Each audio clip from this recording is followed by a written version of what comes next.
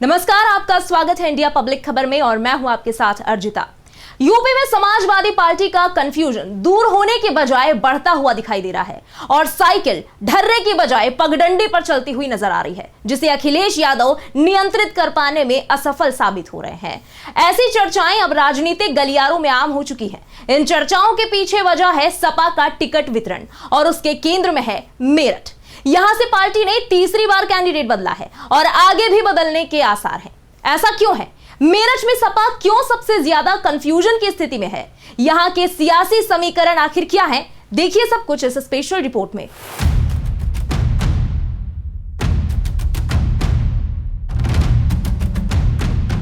लोकसभा की चुनावी जंग है, हर तरफ सियासी रंग है, लेकिन सपा का कार्यकर्ता अपनी ही पार्टी का कंफ्यूजन देखकर दंग है। टिकट वितरण में सपा का कंफ्यूजन बदस्तूर जारी है। वैसे तो सपा ने कई सीटों पर अब तक प्रत्याशी घोषित किए और बदले भी हैं, लेकिन मेरठ में इस अदल बदल ने नेताओं के दल बदल की सरहदें भी पार कर दी है। इस सीट पर सपा ने तीसरी बार अपना उम्मीदवार बदला है।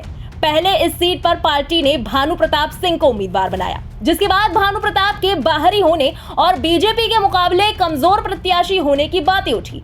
फिर सपा ने यहां अतुल प्रधान को मैदान में उतार दिया, जिसके बाद सपा कार्यकर्ताओं और समर्थकों के बीच इस बात की चर्चा हुई कि मेरठ में सब कुछ अतुल प्रधान के हिस्से में ही आ रहा है। विरोध की आवाजें उठी और सपा ने फिर से यहां प्रत्याशी बदल दिया। अब अतुल प्रधान की जगह योगेश वर्मा की पत्नी सुनीता वर्मा को मैदान में उतारा गया है। सूत्रों की माने तो मेरठ में इस टिकट बदल के पीछे गुटबाजी सबसे बड़ा कारण है। यहाँ सपा का हर नेता अलग अलग चलता हुआ दिख रहा है, फिर वो चाहे शाहिद मंजूर हो या योगेश वर्मा, रफीक अंसारी हो या अतुल प्रधान, तकरीबन हर एक नेता दूसरे नेता से खफा है। कहा जा रहा है कि योगेश वर्मा को सपा में अतुल प्रधान ही लेकर आए थे, लेकिन 2022 के चुनाव में यहां की सरधना सीट से अतुल प्रधान तो चुनाव जीत गए, पर हस्तिनापुर सीट से योगेश वर्मा को हार का सामना करना पड़ा, जिसके बाद से ही दोनों के बीच अनबन हो गई। मुस्लिम नेता शाहिद मंजूर और रफीक अंसारी की अपनी अलग ही पॉलिटिक्स है। पिछली बार इस सीट पर बीजेपी के राजेंद्र अग्रवाल और सपा बसपा गठबंधन के उम्मीदवार हाजी याकूब के बीच जीत हार का अंतर 5000 से कम वोटों का रहा था।